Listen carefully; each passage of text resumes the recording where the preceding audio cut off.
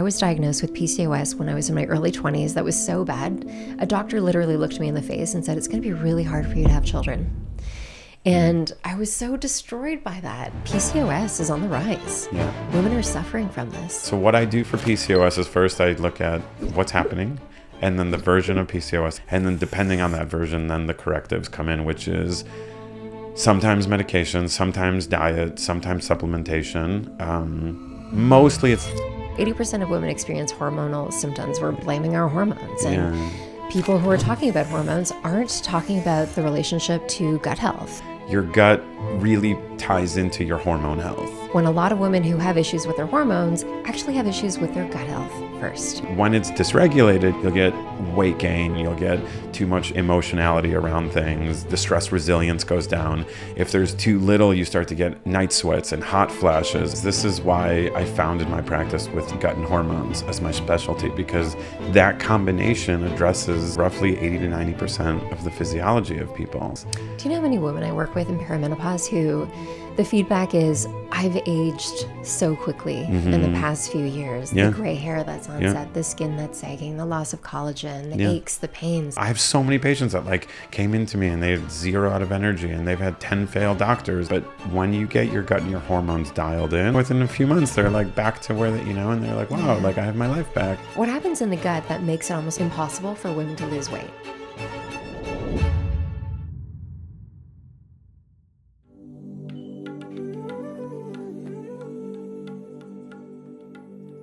Welcome back to Rooted in Wellness, everyone. Today is a really special day because I get to bring my soul family to work, basically.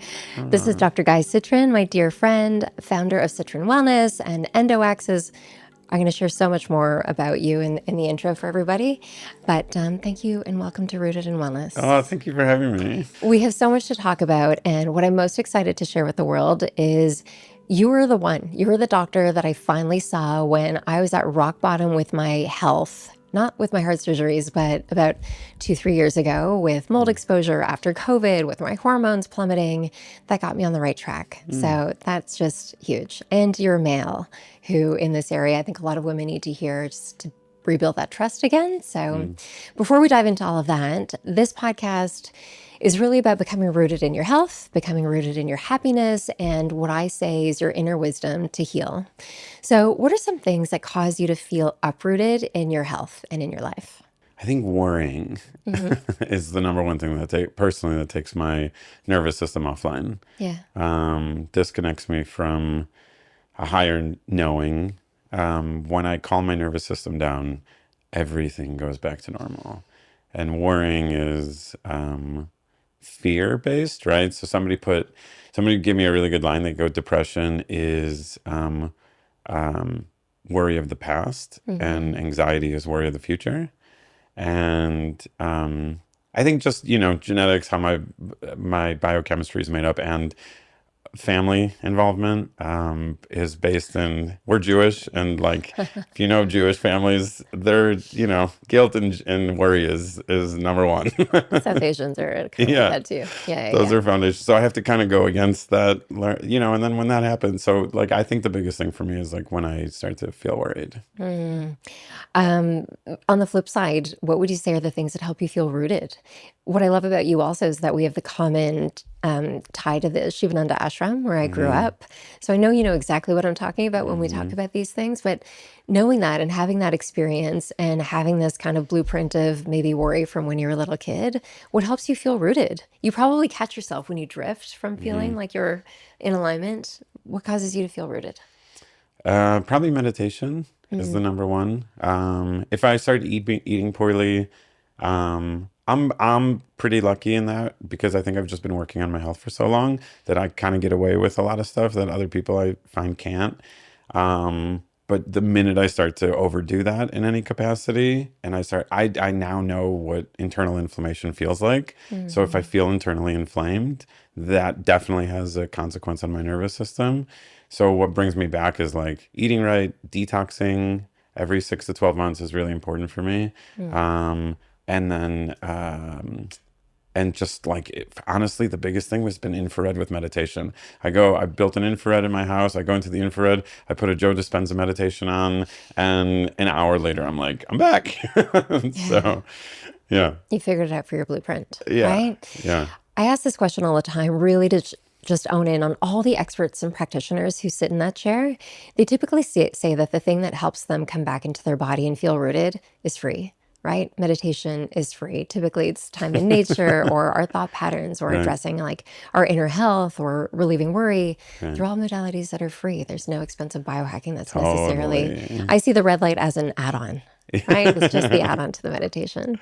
All right, we have a lot to talk about today. Yeah, I think that the foundation of everything, which I love that it's trending right now, is gut health, yeah. right? So when we speak about gut health, it's become a bit of a buzzword online. I think people are addressing this in terms of understanding a product that they need to take, a cleanse that they need to go on, a probiotic that they need to spend a lot of money on. Maybe it's a fiber supplement, but people are still feeling bloated or have constipation or have digestive issues or ultimately just feel stuck in their health. And you and I know that this impacts your immune system, your hormones, your energy, your mood, your happiness, your sleep.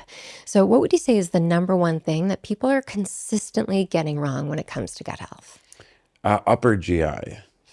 We don't talk about that. Upper GI is in, and so I've been talking a lot about it, and it's probably the number one thing I focus on with my patients, and it then regulates the lower GI. But upper GI is really dysregulated, and at least in my population of patients that I see. So there's just a lot of issues with digestion. The process of digesting your foods into minuscule molecules so your body can absorb those nutrients, Yeah. those systems are off. So let's put this under the lens of somebody who's listening who isn't going to spend a lot of money on testing versus the testing that you usually Right. will progress and do. Yeah, so like there's oftentimes I don't need a stool test at this point in my career. I already kind of know, like, based on the symptoms and the intake, what's going on. And for those patients, it's the minute I eat, I feel bloated, right? So SIBO is like insanely like large in numbers now. Like I see SIBO, I see recurrent SIBO, and I see everybody who's getting treated by a lot of doctors who are treating SIBO. They're not doing it correctly. So it's recurring. It's coming back often. So recurrent SIBO is a really big problem right now. People are coming in and they're like, I just went to the GI. They put me through the SIBO test. Oftentimes they didn't even test me on the SIBO test. They just put me straight because I had bloating. They put me on rifaximin, and then I was okay for a couple months. And then I came back because it came back 3 months later, and then I got bloated again. And it's like pregnant belly type bloating, and they are then being put on rifaximin a second time, and that's kind of what insurance then covers. And then the GI as well, like, I don't know, here, try this low FODMAP diet, and then that's the end of their right. And so there's a cause to SIBO, right? I don't even know. We've jumped straight into SIBO, but that's lower GI. But upper GI is the reason why SIBO is coming in, which Right. was my point to this. So Yeah, and antibiotics are just the band-aid solution to that. So what are some other, I think what you said is right after you eat, you experience some sort of discomfort, right? When we experience upper digestive exactly, issues. yeah. And what else could be causing issues with our upper digestion? I want you to, I'm like leading Anxiety. you into, yeah, anxiety. I'm also you into apple cider vinegar every single Like day as also. far as cures. Yeah. Yeah. What can we do? What You're can we do? asking. The biggest thing, yeah. So apple cider vinegar will start to regulate your pH. That's the first thing. You want You want a healthy amount of acid starting to generate in your stomach right when you eat. So a lot of times people take bitters, right? Very ancient Ayurvedic remedy, right? Yeah. So bitters are really important. That'll start prepping your stomach for the introduction of food. Just sitting for a moment, tapping into your body for a second, and then introducing food, right? Like you could even do like a crab apple if you want to be super cheap about Yeah. it, right? Yeah, So good like you point. just want to, yeah, if you just want to do nothing except for eat natural foods, a crab apple right before you eat anything with bitters, right? So, or you could buy a bottle of bitters. They're like $12. Also, they're amazing. So people who don't want to spend a lot of money or they don't want to do a lot of testing, those are such easy ways to start creating like advantageous GI. So, yeah. I love that you dove in with that because that ties into everything that we learned at the ashram around Ayurveda. The first thing that they'll do is start with the quality of your digestion, right? Everyone who works with me drinks a lot of tea, like hot herbal teas, Yeah. medicinal teas to Yeah. start their meals, and they notice a shift. And I love that you're hovering on it because I think people need the awakening of like, don't jump to the expensive protocol or test first, like Yeah. optimize your digestion first. This is something that's so pillar to digestion, Yeah. right? Yeah. Exactly. A lot of the women that I work with, and my entry to you also is through their hormones. And we're also going through this like buzzworthy phase of it's your hormones. We're blaming our hormones. And Yeah. people who are talking about hormones aren't talking about the relationship to gut health. Yeah. When a lot of women who have issues with their hormones actually have issues with their gut health first, Yeah. right? Yeah. When I first saw you, I shared with you that I was doing testosterone pellet therapy Yeah. and it felt amazing until it didn't. And it really got bad. My hair was falling out Yeah. I like crazy. My remember. energy was so low. I was getting so depleted. My inflammatory markers were really, really high. But not one doctor addressed the fact that I had gut dysbiosis. Hmm. I was coming off of COVID. I was coming off of mold exposure and coming off of just like a massive period of stress. Hmm. So can we hover on like the benefits of addressing your gut first prior to hormones or in combination with your Yeah. hormones? So this is why, and I love that you brought that together because this is why I founded my practice with gut and hormones as my specialty, because that combination addresses, in my opinion, roughly 80 to 90% of the physiology of people. So you have all these other components, but when you get your gut and your hormones dialed in, I find that most symptoms for their well-being disappear. So, and they replace the symptoms with feelings of like feeling fulfilled, and stress resilience is a big one. So, okay, so let's tie it all together. Okay, Yeah. so gut will create the fundamental issues of inflammation in the body, right? So when you eat improperly or you have what's called dysbiosis or dysregulated type of bacteria in the lower GI. So I guess let's paint the whole picture. So you have 3 organs that help you digest foods. When those are properly digested, when your foods are properly digested, it starts to go into the small and large intestine. And then you have a massive collection of bacteria. Oftentimes people talk about pathogenic bacteria or problematic bacteria, but typically it's bacteria that should be in normal range. It's too elevated. So you have certain types of bad bacteria, and then the diversity of the type of bacteria you have is low. So there is a big problem in society now that we have a lower quantity of the generalities of bacteria, or not the general, like you have a lower quantity of total amount of bacteria. So lower diversity in general, which will then create issues. And then you have some of those bacteria in too high of elevations causing pathogenic bacteria. And if that's the system of your GI, then that's called dysbiosis or dysregulated microbiome, which will then create an inflammatory pathway. And the inflammation that's resulted from digesting foods improperly will create systemic inflammation, which will then directly affect your hormones. How are you testing at your clinic for this? I know you're an expert. You don't need a stool test anymore. So it just depends on what's wrong, right? So it then depends on people's budgets. Sometimes people don't have all the testing. For hormones, I love the Dutch test. We've talked about this. I helped create the company that interprets the Dutch test because of how much I love the Dutch test. I don't have a Godsend. huh? Yeah. EndoAxis is godsend. Thank you. Because nobody knows how to rate a Dutch test. Yeah.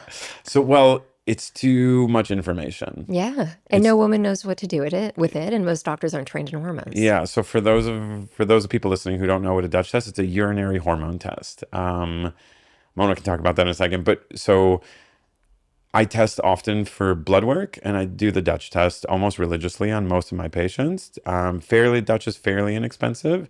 And then if I need to do GI, but I get so much information from the intake that I know more or less what's happening with their GI just based on talking to them. And then if I need to, like if I'm really considering it's SIBO, I will do a SIBO breath test, or I will do a stool test if there's a lot of dysregulation and I want to get really specific. So my 3 like big go-tos are Dutch, a gut zoomer from Vibrant Labs, I really like, and then standardized blood testing across the board. And those 3 together really give me kind of the totality picture, unless they're coming in with things like mold, heavy metals, environmental toxicity.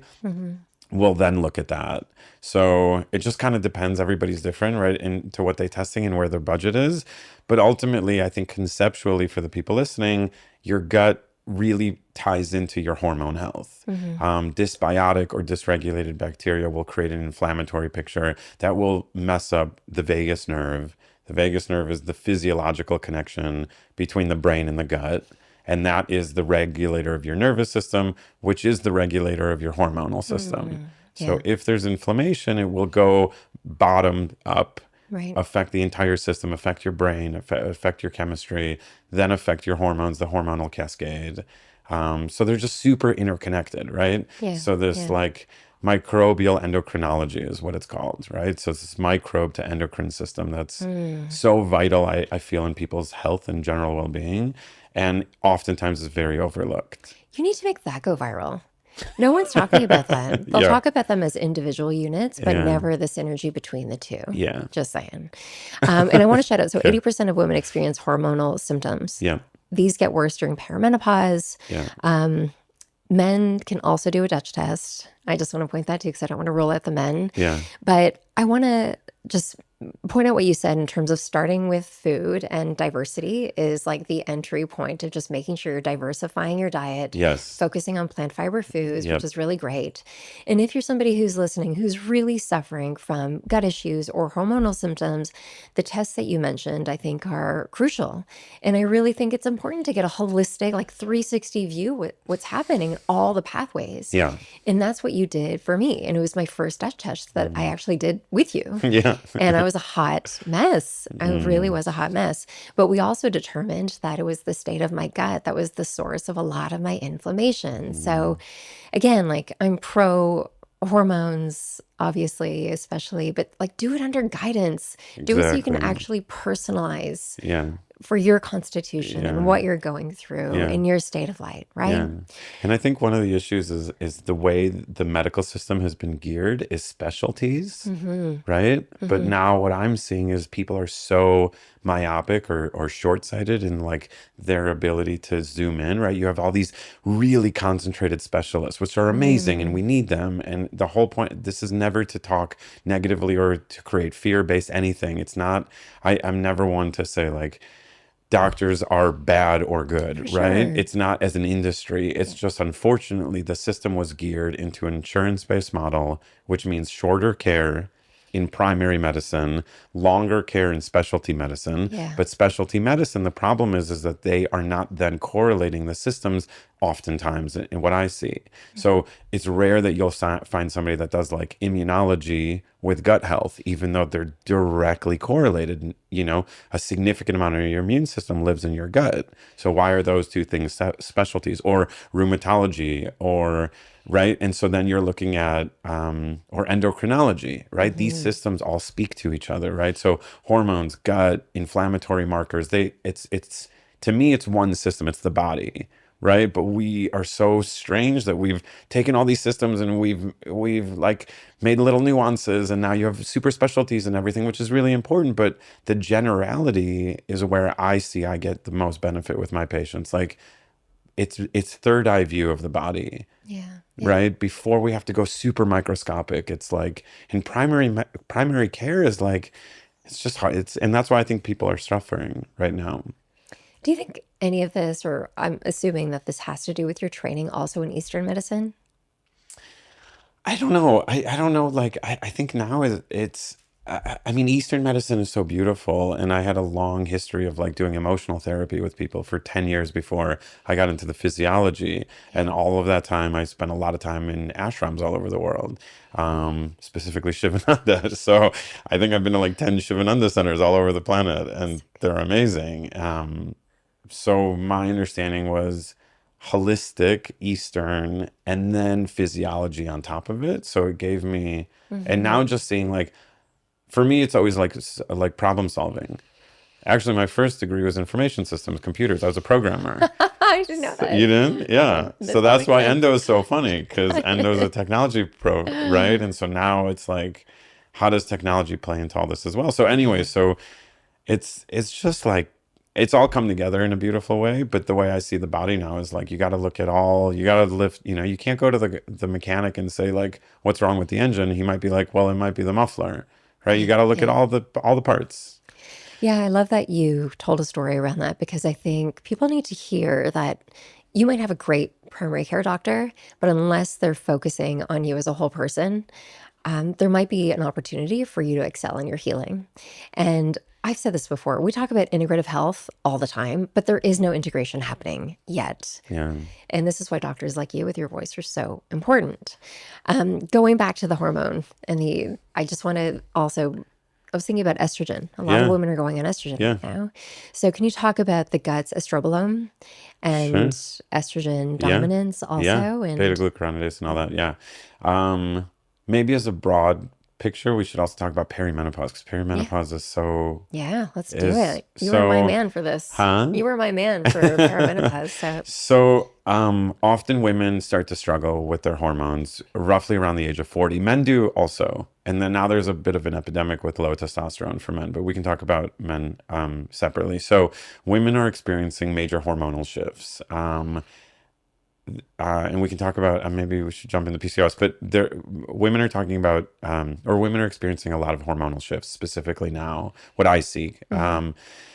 So the gut is responsible for, and methylation is very important in this, the gut is responsible with certain genetic pathways to eliminate and clear estrogen.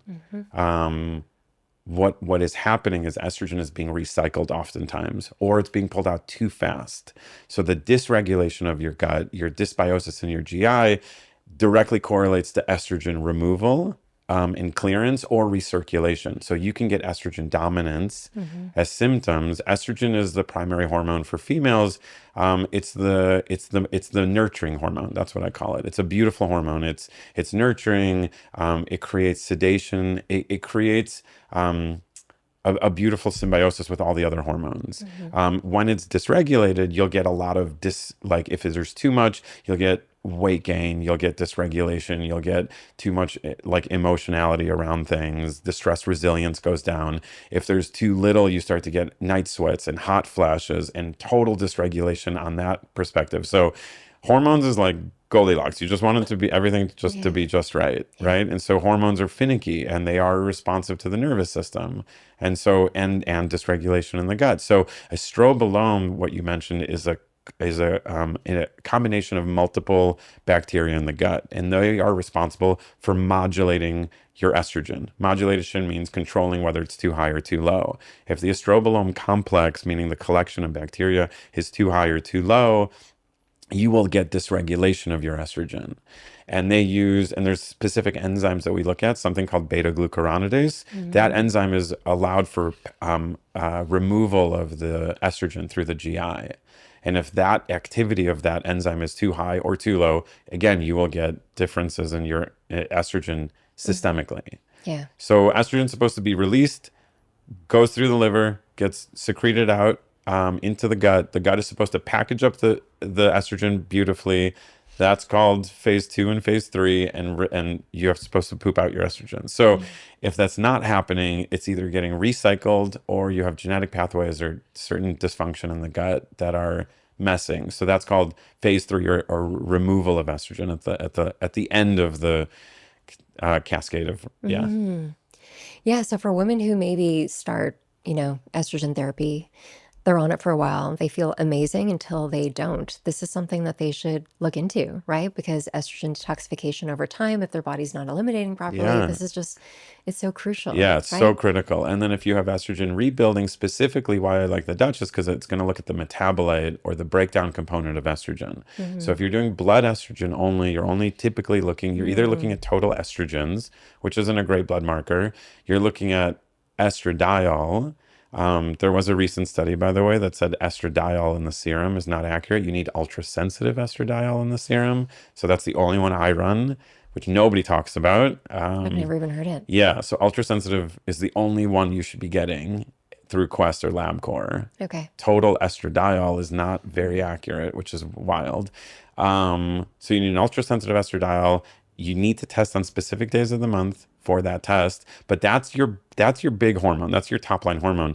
It then goes into 3 metabolites and then 2 other metabolites, and then it leaves the body. Metabolite means the breakdown component, and those metabolites have physiological impact, specifically DNA damage. So there's one that causes Wow. DNA damage, and that's why I like the Dutch test, because if we can look at that metabolite, we can see, are you getting like fibrocystic breast? Are you getting DNA damage? Is this a precursor to cancer, right? So I can see kind of pathways of how the estrogen's being secreted out through the metabolites and those physiological impacts.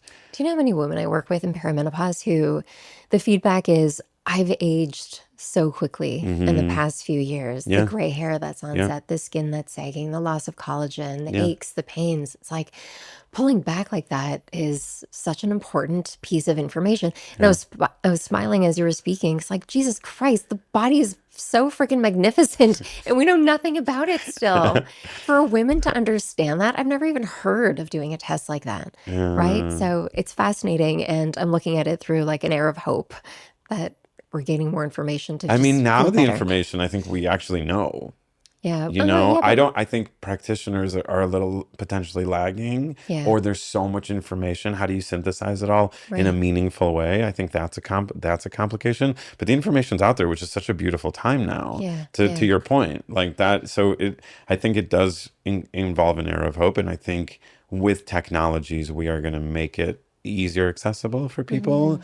But we're kind of in this weird gray zone of functional medicine, where functional medicine is now really, it's so funny because when I started my career as a naturopathic doctor, I was the black sheep. Yeah, Doctors were like, you're worthless. This is, yeah, yeah. this is like ridiculous medicine. What are you practicing? And then I started seeing all my patients improve in health. And I was like, well, it's not ridiculous if I'm helping everybody achieve their health goals. And Absolutely. I'm seeing Yeah. my biomarkers improve, majorly in the testing. And so I was like, okay, so just stuck to what I did. And now in the last 2 years, it's like wellness is, and it's just funny because this is now 25 years I've been doing this. So it's just, yeah, yeah. And now we have the science to prove Ayurvedic philosophies. Exactly. No, it's literally the inspiration of this podcast is to merge the two worlds together. But I think it's also just the right voice amplifying all of this. And we started off kind of speaking around like the shaming that's happening for women right now, Hmm. not doing enough, doing too much, not testing enough, doing the wrong things, not starting earlier enough. And that needs to stop. Like there needs to be a veil of empowerment that's coming through, relaying this information, especially to like you're a man, right? And this is your specialty. And Hmm. I think when I first thought about doing hormones with you, I was like, yeah, but really, I'm going to listen to another man telling me what to do with my body. And you were saving grace for me. I felt seen for the first time, which was huge. So thank you. I know a lot of women are like, my hormone doctor is a doctor named Guy. Yeah, exactly. Dr. Guy. And uh, he is a guy. Yeah. yeah. All right. So I'm going to keep merging this between the two Okay. worlds. You talked about the testing to go through people who are experiencing, let's say, PMS, maybe elevated estrogen, Yeah. bloating, and stuff like that. Again, we can go back to the diversity in fiber again, right? So increasing fiber intake, making sure your Hmm. elimination is primed. I'm really excited about the studies on like sulforaphane Yeah. and right cruciferous veggies and Yeah. stuff like that, like just going to food for Yeah. optimization as well. 100%. You had mentioned PCOS, Yeah. which I think we should dive into. This Okay. is a passion. We're going to make that happen. Okay. But for PCOS, I was diagnosed with PCOS when I was in my early 20s. That was so bad. A doctor literally looked me in the face and said, it's going to be really hard for you to have children. Mm. And I was so destroyed by that. And Mm. there's a lot of missing bedside manner that's happening here, but Mm. PCOS is on the rise. Yeah. Women are suffering from this. Can you talk a little bit more about what you're seeing in clinic Yeah. and how that's related to the gut also? Yeah. So Yeah. PCOS is the number one chief complaint for women. Number one, hormonally. There are 4 types of PCOS. We can dig into all 4 if you want, or I can just give you a Yeah. highlight I overview. like the highlight. Yeah, Yeah. highlight. So you have an addressed version of PCOS, stress version. Sorry. So you have an adrenal-based PCOS. You have a insulin-resistant type of PCOS. You have an inflammatory PCOS, and you have a post-birth control PCOS. So those are the top 4 major highlights, and then there are sub levels to those as well. So I think there's actually technically 9, but nobody talks about the other 5. But those are subcomponents of the major categories I just shared. So ultimately, what PCOS is, it means polycystic ovarian syndrome. And it means women are born with a certain amount of primordial follicles or pre-eggs. And then those are developed into follicles and released out of the ovary.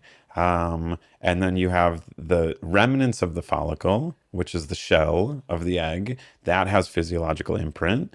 If the egg that's wrapped in the shell in the beginning is too cystic, you get this multi-cystic formation, which anything under, I think, 3 centimeters is the classical definition for polycystic, meaning like you have all these little, and so so the release of those eggs properly in time, the physiology around what the egg is doing, the shell of the egg, all of that correlates to PCOS as an ovarian syndrome. Then you have like straight metabolic, which means insulin, blood sugar. You can dysregulate all of that just through stress.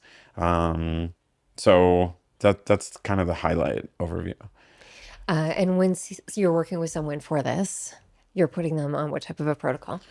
It depends which one they have, Right. right? So the first thing is not just I have PCOS, but which version of PCOS do I have? For super important, right? So women who are experiencing like uncontrolled weight gain and dysregulated periods and acne and just feeling really gross in their body in general is what I hear. Like I just don't feel right in my body. My periods all over the place. It can affect flow, all that. Again, it's the hormone balance. So it's like how you have to figure out the physiology, right? Which is functional medicine. That's basically what is actually happening in my body. That's number one. So which version of PCOS do I have? Super important to understand. And then the correction happens, which is oftentimes diet, but sometimes it's medications. And I don't want to negate pharmacy. It's super important and beautiful. And I use pharmacy in a way that's curative for patients, right? Sometimes it's maintenance. Sometimes they need a pharmaceutical intervention. A lot of people are like so opposed to conventional medicine that they're also opposed to pharmaceuticals, right? Yeah. And I'm seeing this like massive trend against pharmacy. I'm like, that's not great. No, because pharmaceuticals sometimes they're sledgehammers. Pharmacy, I consider sledgehammer. Sometimes you need a sledgehammer. Yeah. So you got to break the doors down a little bit. Yeah. You can't get away with like a little hammer. And a lot of that science actually comes from nature. That's been distilled from nature. So you can't hate on it. There's a time and a place. But yeah, there's a time and a place to all that. So what I do for PCOS is first I look at what's happening and then the version of PCOS that's happening. And then depending on that version, then the correctives come in, which is sometimes medication, sometimes diet, sometimes supplementation. Mostly it's supplements. Like if I had to categorize it, I would say mostly supplements have been really profound, and the supplements I use are herbs. They're herbs and amino acids, proteins, peptides, and plants. That's kind of what corrects the body. They're just in a supplement form. Were you a fan of looking at glucose monitors? Yeah, I love it. Yeah. I love glucose monitors. Tells me a lot of like what's happening on the insulin level. Too much insulin will cause too much testosterone. And too much testosterone will link to, then go into too much estrogen, or it can block it and then take over the picture, which that's why a lot of women have facial hair, a lot of over testosterone type of issues, but then a breakdown of their own ovarian hormones. Yeah. I hear women describe what you said first, just like not feeling good in their body. Just they know something's wrong. And if that's you, my gosh, do the investigation. These are the tests that you want to be doing. And then the other thing too is that they'll often feel like they don't have the energy to do what they need to be doing. They can't show up for their day-to-day life, right? Yeah. And that's obstructive. That is no way to live your life. So I'm happy that you're going deeper on this, because I think a lot of people out there, they're not realizing that the things that they might be doing that are healthy actually aren't that healthy at all. Right? Totally. So the more insight that you can get to your actual biology, the better, right? And people are jumping to therapies. I don't know if you're seeing this often. Everybody's like, I want this therapy, I want this peptide, and I want that. And I'm like, just figure out the foundational components of how your body's operating on a basic level first. We are so desperate to feel better, right? That we'll jump into everything, especially peptides are having their moment right now. Testosterone for women is having a moment right now. I had to write a client of mine a letter to give to her doctor because she was so intimidated. Because every time she went to the doctor, the doctor would say, no, you need to be on this. It's for prevention. Testosterone levels at over 1,000 for you. It's fine. It's for prevention. For a woman? For a woman. Okay. Okay. What? So, but this is what's happening out there. And doctors who aren't trained in, looking at the body as a whole, they're hearing about this at a conference and they're seeing some wins from different patients across the world and they just lead with that one path, Yeah. right? So we have to hover on that. Good. Now, maybe this is a good segue too. So, for glucose monitors and understanding your metabolism and insulin sensitivity, also, what happens in the gut that makes it almost impossible for women to lose weight? This is a common concern, especially getting to perimenopause. I'm doing everything right on paper. I'm doing all the things that I used to be doing, and I cannot lose weight, even when they're eating clean, right? So I would say two things. The inflammation in the body will elevate cortisol. Cortisol majorly disrupts the ability to lose weight. Yeah. Right? So if you have abdominal weight that you are super stubborn, typically that's a cortisol problem. And so they did a beautiful study. They took germ-free mice and mice with a huge microbiome, like a really healthy microbiome, and they noticed that cortisol was 3 times elevated in germ-free mice. So dysbiotic GI directly correlates to cortisol, which directly correlates to weight gain. So that's 100% of a correlation. Sorry. No, that's good. I actually read that last night. Oh, So you did? gut dysbiosis can reduce calorie burn by up to 150 calories a day. So it's Yeah. like a metabolic break for your system. Right. Yeah, Right. just by addressing your gut. Right. And then you have insulin resistance. And then you have the hormone ghrelin and leptin, which are released to create satiety and tell your cells when they're too full of glucose and when they're not. And if you have a problem with insulin resistance, you can't get glucose into the cell. So those hormones then become dysregulated. Ghrelin and leptin become dysregulated because your body's not getting the proper signaling of getting proper glucose. So this is a really crazy way to break this down for people. People who are obese are starving in their cell. And that, when that was explained to me, I was like, wow, that really nailed like metabolic disorder, Yeah. right? Because they're hungry, right? If you have disruption in the way you process glucose, you're not getting glucose into the cell. The cell is actually starving inside, but it's releasing all the signals of I'm not being fed enough, I'm not being fed enough, I'm not being fed enough because it can't get the nutrients it needs. Yeah. And then, but you're packing out all the weight outside because the body's storing it. Weight is just a storage form of glucose. That's all weight is. Yeah. So if we can't get glucose into the cell, we have insulin issues, and then that can correlate to PCOS. So one of the versions of PCOS is insulin resistant PCOS or metabolic PCOS. Yeah. That's what I had. Isn't it amazing, though, to see the link to that? If the body's not getting what it needs, also to circadian health, which I think is also having a moment right now. Like the cells within our body are just not getting what they need to function. Yeah, So your entire body's function is the cells are speaking to each other, exactly. right? Yeah. And so it puts another lens on this word inflammation, which we're all using, and understanding, well, where does it actually come from? Yeah. Right? Is it something that we are testing for? I don't think we have a test that can really test our mitochondria yet. I've been looking into all of them. Yeah, the mitochondria is the powerhouse of the cell, and it's the one that's responsible for creating energy in the cell. Yeah. And it uses oxygen, and a bunch of other stuff like NAD and CoQ10 and a bunch of stuff to like basically move hydrogen from the outside of the mitochondria inside, and then it creates this energy. And that's how your body kind of operates. And the big thing with perimenopausal females, and now what I'm seeing with andropause, which nobody's talking about, which is the male version of menopause, which is a disruption in the hormones, is that the mitochondria starts to get overburdened and not functioning properly. Yeah. And I really wish the conversation right now, too, for everyone who's suffering from not being able to fix a part of their body, their endocrine system, their digestion, their sleep, for crying out loud, or their weight. When we think about your mitochondrial function, it really all goes back to the source of light in the body, right? Which I hope is also the future of healing.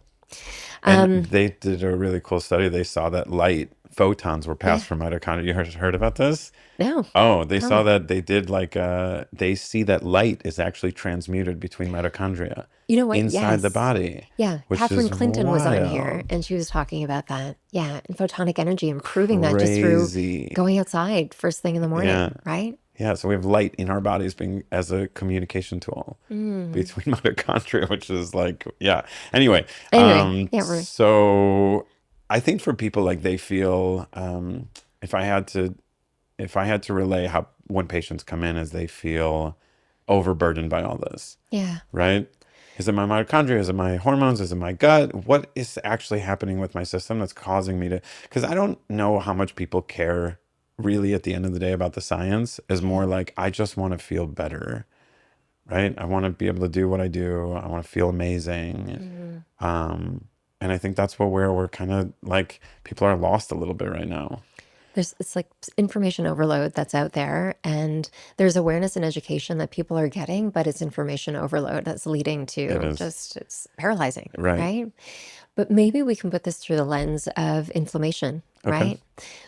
You and I up in the kitchen, we're talking about right now nervous system dysregulation, right? Yeah. So here we are, we're listening to practitioners and influencers online who are putting all these shiny objects in front of us that are going to make us feel good. We're going out, we're doing all the things. We think that we're optimizing our system, but at the core of it all is a dysregulated nervous system, right? Yeah. And this was what it was for me at the time Yeah. of my heart palpitations, my heart surgeries. Not one doctor asked me about my stress and how I was feeling, my Wow. chronic anxiety, my worry. Yeah. And today, whether you identify as somebody who has chronic stress or anxiety, it's almost become a base point or a norm. We praise being busy. We praise having a lot on our plate. And oh yeah, you too, me too. I feel that stressed every single day. It's just the way that it is right now. But at the root of it all is dysregulation. How do you address that when you're working on a healing protocol with your patients? So that for me is everything. The nervous system is everything. It's brain chemistry. The central nervous system is the major regulator. Your brain is the mastermind of your whole body, right? So how does that then correlate downstream to everything? So we've talked about gut. Gut directly corresponds to the brain through the vagus nerve. So there's a concept that Karan, who you've had on here, he taught me, called LPS toxicity of the vagus nerve. So I don't know how much more of the science. I don't want to lose people on the science stuff, but if you have too much inflammation, you wanted to call it, like you want to discuss inflammation. Inflammation is a dysregulation of your immune system. Your immune system starts either attacking itself, which is autoimmune, or attacking molecules, and it upregulates things because it's getting introduced to things that it shouldn't be being introduced to through digestion. When bacteria die, they release something called LPS that can crowd the vagus nerve. The vagus nerve, again, is the major regulator of your sympathetic and parasympathetic nervous system. So resting and digesting, that's the major regulator for that. So your brain chemistry. If that gets crowded with something called LPS through digestion, it will create this feeling of anxiety and dysregulation of the nervous system. So the gut is super, like you can't separate gut from brain anymore, in my opinion, because they're so closely linked to inflammation and digestion and how our metabolic processes are happening. And then the brain is looking at everything. It's looking at every cell. It's getting all the signals back. We have no idea how much stuff is going back to the brain in terms of communication.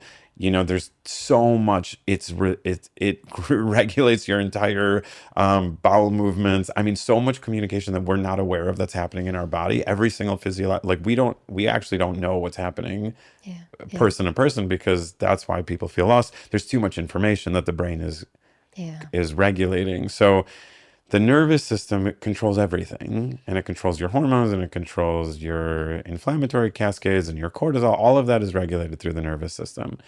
When we're inflamed, it'll mess with our nervous system. So we have to regulate our inflammation. That's number one, and that's the basis of major diseases, inflammation. So we have to control inflammation from the gut. Then our nervous systems can kind of relax, and then the hormones relax. But if there's toxicity, if there's stress, all that stuff it's, the whole system is beautiful. It works with each, it's all one system. So we've just like diagnosed it again into like these microscopic areas, but everything is a big communication pathway through the body. So I don't know if that answers your question. Yeah. I think talking about stress, as much as we know about it, it's still the most underrated area of opportunity, or underrated practice for most practitioners out there, right? And when I talk about this with my clients, I literally tell them to think about a beautiful tree, an old tree that has roots going deep into the earth and is really healthy with lots of branches. The second there is toxicity, let's say that gets into the soil, let's call that stress, all of a sudden it's into the roots. It doesn't just go to one area, it communicates to every single part of Exactly. that root all the way up to the branch. Yeah. And if that's your body, right, that gut-brain axis Yeah. too, how on earth could these expensive protocols and peptides and testing and fiber supplements and probiotics and supplements that you're investing into work if the baseline is that inflamed, right? The body can't address it. The body can't metabolize it. Yeah. Yeah, you're throwing things at a wall that just won't stick. Yeah, if you're not looking at the root cause, Yeah. right? If Yeah. you're just using therapies to try to help you feel better, but you never spend the time or investigation to really understand what's fundamentally happening, what's the major cause, and then working upwards, Yeah. right? So that's the challenge that we're in. My joke always at the ashram was like 99% of my health issues would go away when I go to live at the ashram. Yeah. Because it Yeah. deals with all of these aspects that we're talking Yeah, about today. totally. I mean, the ashram's a beautiful life. You It's wake a up, beautiful you life. meditate, you calm your nervous system, you chant, which now we know Yeah. the science behind chanting, which is super important on the vagus You nerve. got it. You're And then you processing eat clean, and then you do emotions. yoga, and like and you're just like, oh my God. So Yeah. yeah, It's a bliss point that we can all bring home. I have a course called Build Your Ashram at Home where I teach people how to do that. It's not about going there. The bottom line is that like that regulation is we can do it anywhere, Right, but it's not right, being preached, right? right. It hasn't gone viral yet. Put it that way. Well, it requires a little bit of work, Yeah, right? exactly. And Yeah, people want to take commitment. stuff and they don't, they're like inundated. So how do we take time for ourselves? How Yeah, do we do the work? It's hard. it is hard. What's another myth that you want to bust? We've talked about bloating. We just mentioned fiber and probiotics. A lot of people don't think that adding a lot of fiber right off the get-go is a really great idea, but is there a myth around gut healing that you want to debunk? Um, Fiber can be problematic sometimes for people if they have SIBO. So if you have bacteria that eat the fibers, they can consume those fibers and spit out gas. Yeah. So again, I think the upper GI, getting the digestion down, and then you can break down the fibers properly into the lower gut. So oftentimes for people, like they're like, I've tried all the things and I'm still feeling off. I just feel like with gut health, it's like, which diet do I need to be on? What weight loss protocol do I need to be on? What protocols actually do I need to be on to do this thing? And it's like, Yeah. it's not really protocols. It's understanding your body's chemistry, Yeah. And it's funny being as a naturopathic doctor and emphasizing the physiology, right? Because so many times, like, especially this field is like banned for that, but it really is understanding the physiology of the gut. Like, what is your specific gut and proximal organs doing to break down foods? So like digestive enzymes is a huge part of my practice. Just getting digestion down. Take a minute, breathe. Like, so myths to debunk, I would say, like, educate yourself a little bit in like the foundation, for people to educate themselves in the foundation of the gut and how important that is to the rest of the body, the vagus nerve, the inflammation, everything. It all starts there. That is like the root of the body is the GI. And then everything on top of that then is bonus. Yeah, absolutely. Yeah. No, that's a great tip. And you mentioned detox earlier. This Yeah. is something that you really enjoy. Did you say quarterly, annually? How I often are you try detoxing? You said twice a year. To be twice a super year. honest, I usually get Yeah. to it once a year. Yeah, which is still a huge win. Yeah. How are you detoxing? So when I first got into medicine, the practitioner put me on a 9-month detox. Oh my God. Was it, what were you doing? Was it No tolerable? sugar. It was a no sugar controlled book, cookbook. Wow. Super Wow, old wow. naturopathic doctor wrote this book. It's called the No Sugar Controlled Book, and he created a detox protocol around this book. And I just ate basically like paleo for 9 months with all these supplements to clean out my and this is a little gross, but my first bowel movement was white on the protocol Wow. from die off of fungus, which I only understood like 10 years later that that's what was going on. But that's how much fungal stuff I built up over the years. I grew up in a regular house eating like Kit Kats and Tostino's pizza and bagels with cream cheese and all that stuff. And yeah, my everything was kind of off. So he came into my life and really changed my life that way. And he put me on this. And then later in residency, I was gifted this really beautiful detox that took them a few years to build. And it's supplements and protocols. Sorry, not it's supplements and powders resolving around the 5 detoxification pathways. Wow. So it's made to open up without overdoing any one of them. It's supplements and dietary changes and powders and infrared and all this stuff for 3 weeks. Mm.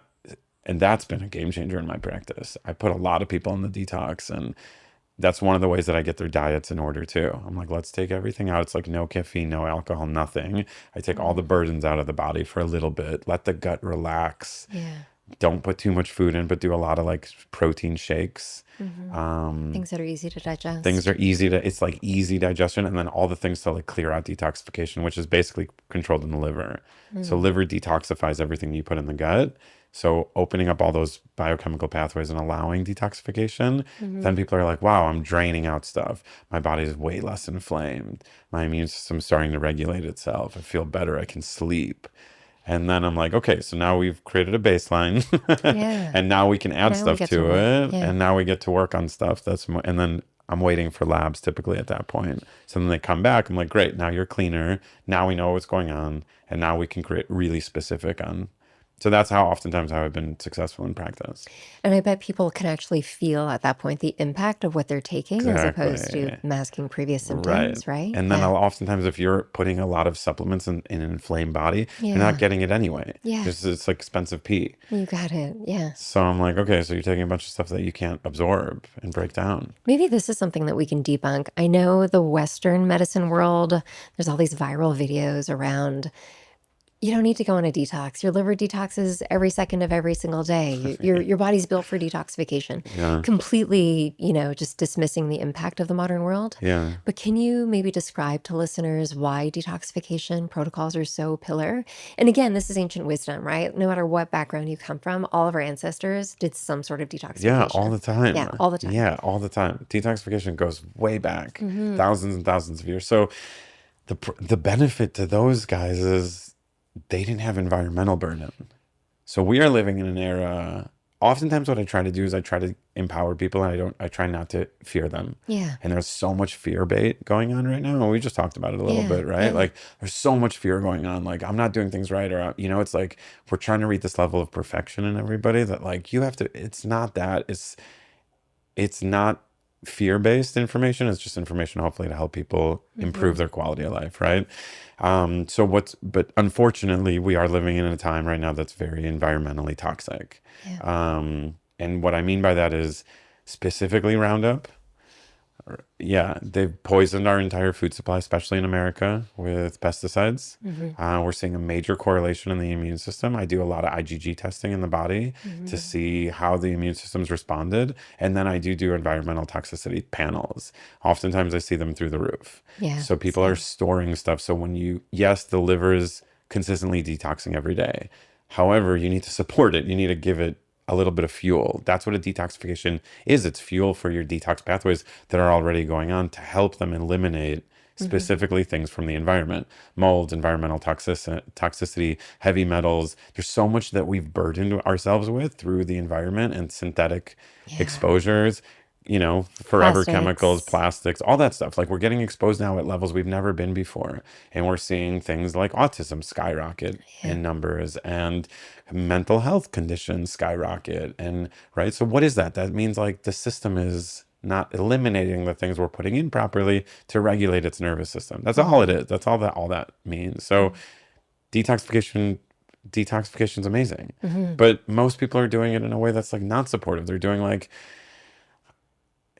juice cleanses, which are fine, but you're not supporting protein and synthesis to eliminate things. And then, and juice cleanses are great. And it's not to negate juice cleanses, but They can be therapeutic for sure. they can be therapeutic, but oftentimes and that will relax the GI and cause but you also want to support liver stuff, right? So specific juice cleanses are amazing with like dandelion and those kind of herbs that really will pull stuff out of the liver. But what I've seen works best for detoxification is support all the nutrients with it Yeah. and give your body nutrients while you eliminate the burden. And that will start to move things through. So there's multiple ways to get to the same result. Yeah. But I've just seen and water fasting is amazing and fasting is amazing. And all those things decrease the inflammatory burden, Yeah. Yeah. which improves detox. We talked about the total toxic burden test. Which one do you Yeah. use? Yeah, that's the one. Yeah. And your environment, just look at your environment. I'll do kind of an audit of where my clients spend the most time. So if it's at their house, in their bedrooms, their office, Yeah. their workplace and stuff like that. And it's a full audit that we have to go through. And even over time, we'll see a lot of those markers reduce, but they aren't eliminating from they're not eliminated from their body completely, Yeah. which goes to show that there's buildup within our tissue, within our cells. And when we think about longevity, this is another missing piece, right? We're thinking about shaming. You've got to be on this longevity protocol and take all of these things for longevity, but it's really just optimizing the system for longevity that we need to Exactly. focus on, right? Yeah. And as you were speaking, I was just thinking of like the rise of Parkinson's and Alzheimer's Yeah. and autoimmune disease, Yeah. right? This all comes from inflammation from something that's not supposed to be in the body, right? The plastics thing is really scary too. Scary. Yeah, I have plastics in my blood from Well, my we all last do. test. Exactly. And I feel like I detoxed all You the c- things, but the you clothing. can't. Yeah, but they're forever. Some of them are forever chemicals, right? How do we exactly. pull plastics out of our body? We're all consumed. What did the report say? Like a credit Credit card card size worth within your of brain. Yeah. Yeah. It's wild. Yeah, it's frightening, but It's frightening. it goes to show again, the shift in the conversation needs to not be about doom and gloom. It needs to not be about you don't need to detox, your body detoxes anyway. It's like, hey, this is what's happened to our world. Yeah. Now's a really good time to understand your physiology and hey, Right. find somebody to detox with. Yeah, Right? exactly. Right. Yeah. So yeah, just do the things that you can empower yourselves to do and don't get into the fear aspect of like the world's ending and we're, it's like, yeah, we are in an overly abundant environmental toxicity picture right now. Yeah. But hopefully the result of that is that we learn how to live the lives that we want to live and start working with nature. You got it. Yeah. I So love that. it should be empowering people to be like, okay, well, we've messed up a little bit. Let's correct the pathway instead of feeling like, oh my God, it's too much of a. Yeah, so much is fear-based and not enough empowerment. That's what I see. Yeah, So how do we empower people to be like, no, there's all these amazing things that you can do. And I have so many patients that like came into me and they had 0 out of energy and they've had 10 failed doctors. And I'm like, within a few months, they're like back to where and they're like, wow, like I have my life back. And I'm like, yeah, there's so many tools now available to us. Yeah, and your health and wellness shouldn't be the thing that's overpowering your brain, right? Exactly. You're constantly thinking about it, Yeah. then that's a problem. Yeah. It really is. Yeah. Well, I call it healing addiction. Yeah. Right? Yeah, it's my There's greatest so hobby. much, Don't get especially me in wrong. LA. I'm like, you're Yeah. addicted to your healing, which is another form of addiction. I'm like, you've taken away, I don't know, whatever you've taken away, but you've replaced it with, I need to heal, I need to heal, I need to heal. I'm like, okay, yeah, healing has time and place like everything else. Yeah. Moderation in healing is also important. Or you become a practitioner like you and me. So it Yeah. can just become your greatest hobby. Right? We talked a lot about testing today, and I know a lot of people have access to testing, but it's also becoming the Wild West out there, right? Just like the supplement industry. The last I checked for gut microbiome testing, there's over 200 companies now that are sending Wow. at-home test kits for people to poop into, Wow. right? Yeah. Is it worth it? I mean, so GI testing, and again, I just resort to the microbiologists who've helped me. They typically use old technology, PCR technology, and if you're using PCR technology, that can implicate a poor response of data. Sorry, I said that weird. So it just gives you bad data. So if you use PCR technology, it can give you a little bit of bad data. You want DNA in either fraction DNA or whole DNA, ideally.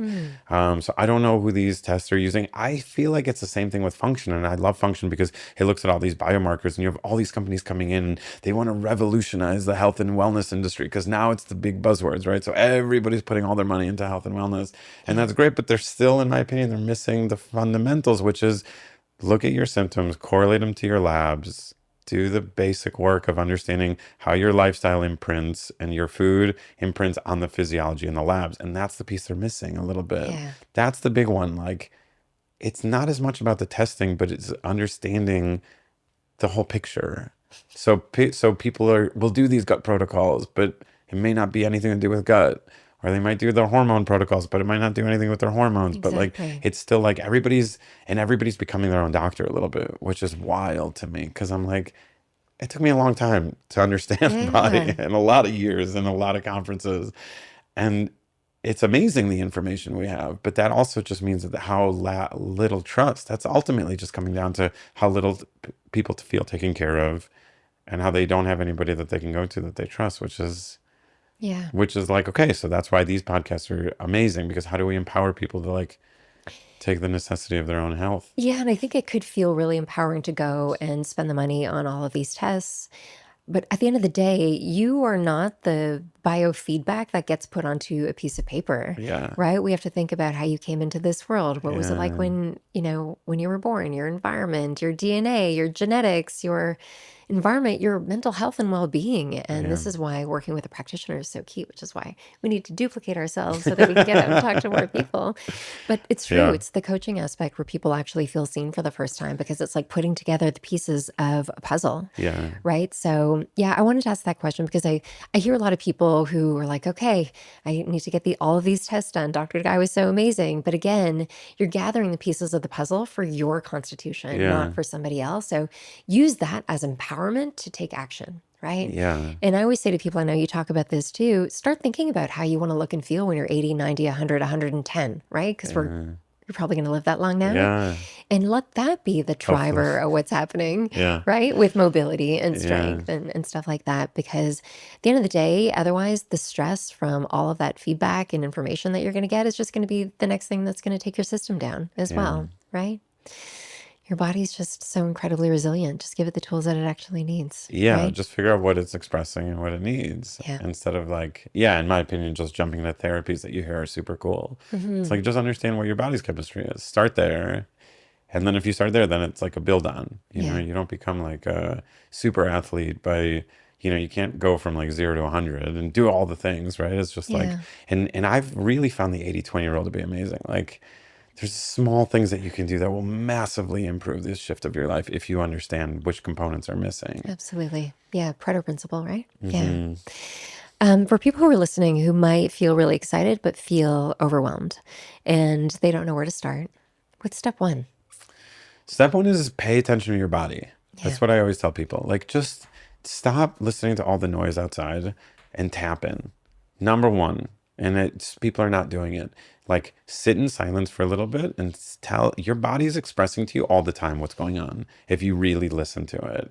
You don't need as much things as you think you do, in my opinion, when your body, and if you are feeling really lost, if your body's expressing a lot of stuff to you that you don't know, then find somebody good to work with that can understand the pieces, right? Just find somebody who can put the components together, and not just test gut, but look at all of the systems together. Somebody who you feel comfortable with. And that may be difficult to find, I don't know. But I think there's really good resources out there. I really like naturopathic doctors in general. There's a lot of people coming into the health and wellness space that should be able to look at components, a little bit, and are trained a little bit more thoroughly. But I think number one is like, pay attention to how your body's expressing, and then pay attention to your digestion as a step one. Do you feel bloated or energized or fatigued after you eat? Those are telling you the fundamentals of your body. Yeah, absolutely. And if you feel great when you eat, then you're okay. Then like, that's mostly, and if you have a regular consistent bowel movement and it's not loose and it's normal, that's your gut is probably more or less okay. And then it's other things. You're reminding me of one of our first conversations when it was through the health lens, where you asked a lot of questions. And I think you and I were really great investigators, Yeah. right? Often, and tell me if you agree, the people that you work with, the answers, they're answering themselves. They're guiding you towards what they think their inflammation is, or Yeah. what they think their dysregulation Yeah. is, or what happened in their past. It's Yeah. like there's a deep inner knowing to what that is. Totally. You have to trust that. Yeah. Trust your intuition and knowing that Yeah. the thing that you're thinking of is probably what you need to address Yeah. first, right? Yeah, 100%. And you know what I hear from a lot of people is like, thank God you're the first person who took me seriously. Do you know how many times I hear that? That breaks my, because I always am like, So sad. I listen, I'm like, why would you lie to me? Yeah. I'm like, why would you come to a doctor and lie? I never think you're lying to me as a patient. I'm like, you're probably telling me the truth. Like, you're here to get better. Maybe a very small amount of people lie, but so many patients are like, I talked to this doctor and he thought I was crazy, or he didn't believe me, and I'm like, why? I think in the moment, a lot of people still have the white lab coat syndrome. They're walking into these offices, and the person with the white lab coat is the person of authority, right? They're Yeah, dictating what to do and what you yeah, should be feeling and what you're doing wrong. That's like, how many people forget the questions that they have when they go into a doctor's office, yeah, right? yeah, Whereas you have a very different approach, which is based on empathy, yeah, and you see people. It's a choice. yeah. And I say this all the time. If your practitioner is not part of your care team or someone who is investigating with you, then it's not the right care doctor for you 100%. at all. I want to call out, you have so many incredible testimonials, and I want to put that through the lens of how fast you see transformation.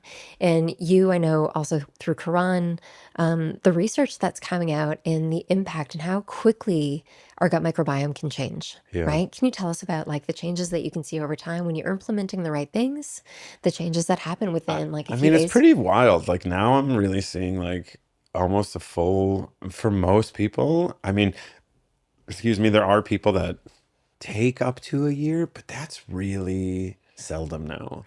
It's mostly within 6 months, but usually within 3 to 6 visits Yeah, that like I incredible. feel a total restoration of health. And then I just need to put them on stuff for maybe the next year or two to take on their own to continue the benefits. Yeah, But yeah. I get a lot of people. I'm very lucky now. I get a lot of people symptom free in a shorter amount of time. Um, Medicine's changing all the time. I feel like you got to stay on top of it and see what's going on. But I just have so many cool tools at my disposal. We do a lot of peptides, I do a lot of stuff, but it's all based on physiology. It's not just therapies to fix. It's like, let's fix the actual reason. And then we could use really cool therapeutics to enhance them and make them stronger and better and faster. I think you're also reminding people of the capacity for their body to heal, Yeah. right? I think a lot of people, when they go to a doctor, with the second they're given a label, a diagnosis, or a prescription, that's it, right? They're sent off. They've got to live with that for life. But Yeah. it's a different story with you. Like you're empowering people to remember that they're their healer. Yeah, and I use a lot of pharmacy, a lot. So Yeah. I find pharmacy to be really beautiful. But I use peptides and I use IVs and I use supplements and diet. Like Yeah. it's all of it. You do, but you do it under supervision. Yeah. That's the difference, right? Yeah. So it's not take this, walk away, I'll see you in 12 Right. months. It's let's follow up. Let's make sure Yeah, we every follow up. month You and got see how you're it. doing. And then when Yeah. you're great, then great. I'll just teach you how to maintain this now. Yeah. The whole point is like to get people out of my office. It's a terrible business model, but It's working. it's great because That's the way then it should that's be. why that's why I think the testimonials are high because I'm like Yeah. my pull is like to get you healthy and on your way, like not just so you can sit here and like it's not about me. It's never been about me. Before we wrap things up, I really want to make sure that we do talk about peptides because you're such an expert in this area for regeneration, for performance, for longevity also. Um, Gut health and peptides also are having a moment right now with BPC 157 and so many others. So when, I'm guessing from our conversation today, we're building the foundations first and then they're going on peptides unless it's a specific case where you know what you are addressing and healing. When do peptides come into the picture? I love them. I love them. I'm really a big fan. I found incredible healing occurs with peptides. I use them pretty much on everybody at this point. I go through a very good supplier, and it's 99% pure, 100% sterility comes back clean. They're not Chinese derived. They're comprised in a U.S. lab, so I know that they're basically FDA grade. And peptides are just proteins. They're messenger signals. So when you study the physiology of a peptide, you're like, of course I would use this. Like now they just took off, like, there's a whole peptides got too far. It went to the Wild West. Everybody Yeah. started importing Chinese peptides. Yeah. All the cheap peptides on the market, they need to go because they're unsafe for people. You're injecting most of these. So they need to be sterility tested. They need to have quality assurance and they need to have purity testing. Otherwise, you're either putting in like Toxins, more adjunct chemicals toxins. or Yeah. chemicals or things that are not, it's like, that's crazy to me. When you inject things, you bypass your body's immunity and it goes straight into the bloodstream. So you can create major reaction if things are pathogenic. So You don't want to do that. You don't want to be cheap with yourself on peptides. Peptides should come from a really quality, either a doctor or a quality distributor, first and foremost. And if they're out of your price range, I would say don't do them. Yeah. Don't do cheap ones, is what Okay. I always tell people. And then generally, I find them incredible. I mean, I use a couple dozen different peptides in my practice, and I just, You love I them. think I love them. I think they significantly enhance the healing cascade and people's benefit immediately, and in stuff that I can't would take me much longer with certain herbs and Oh, supplements. right. And they need to be cycled also, right? Depends on which ones. Their Okay. cycling is amazing for peptides. There is a lot of research coming out, and cycling peptides is the best. But I've also found some people, like, the minute they get off, they don't feel as amazing. So I'm always going against degeneration, Right. right? Which Right. is regeneration is the concept of how are we regenerating the body? So it's fighting against time and degeneration of the body. So, and I find peptides to be amazing for that. Regenerative medicine is one of my favorites because how do I keep the body young and healthy and vital Yeah. for as long as possible? And peptides are a big component. I definitely see the beauty of peptides and I'm excited about them. For our listeners who might just feel like it just seems really intense to be able to take a needle to myself every single night. But this is also the person who's seeing the research, and we understand the concept of regenerating in today's modern, very stressful Yeah. world. Can you maybe debunk or maybe put a Dr. Guy lens over the person that's saying it doesn't seem natural, the person that's saying there hasn't been enough test out in the market Yeah. for us to be able to commit to them Yeah. fully? You want to see what's happening first. How do you approach it with a client who's like really, really curious, but still has a lot of hesitation? From if people sat in my lens and saw how many people were getting better on peptides, and you saw the quantity of everybody improving drastically using peptides, I think that would change. So I always have to go back to the person who, like, doesn't have that experience, right? And doesn't Yeah. understand, like, you're sitting from my perspective into this beautiful healing modality that's present for us. So I just always approach it with caution. So try one, see how you feel. Do it for a month, and then I usually give the big ones that are like, these are ones are typically 90% of people feel, depending on what the physiology is. So BPC is amazing for inflammation, right? So I start there oftentimes with people because I'm like, it works really well. Sometimes people don't need it. When I look at their bodies, I'm like, the inflammatory cascades are not the big thing for you, right? It's immune, or it's hormonal, or, and then I'm like, so peptides are not going to be a massive change for you, or it's not mitochondrial, but Right. it's baseline, something, and it just could be just cortisol. Like, you're just not sleeping at night, so you're not repleting your cortisol. So there's no peptide for that, So Yeah. it's like, how do you still have to assess the body, right? So I always tell people, like, when is the right person for the right peptide?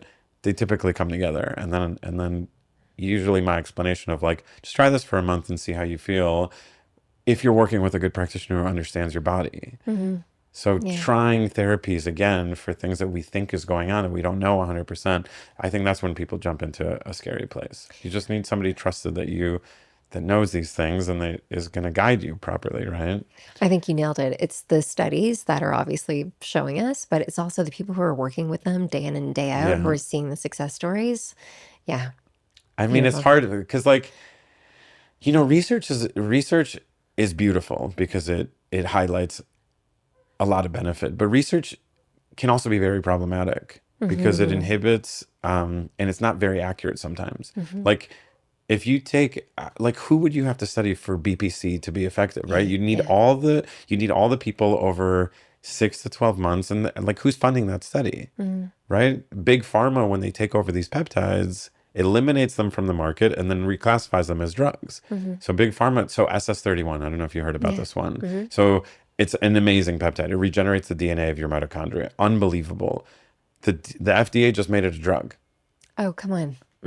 GLPs are Right. peptides, Right. Right. right? Tirzepatide, semaglutide, peptide. Ozempic, Mounjaro, they're peptides, Yeah, right? So good now point. they're seeing, like, this huge advantageous amount of peptides, but not as peptides, Right. as As drugs. drugs. And that's when the research comes in, because who's going to fund all that stuff? Drug companies. Right? Right. So when drug companies start funding it, they eliminate it off the free market. That's my issue with it. I'm like, you're taking Right. these Good beautiful point. compounds Yeah. that we understand the physiology of, you're eliminating them from, you're making them drugs, and you're making them now super expensive.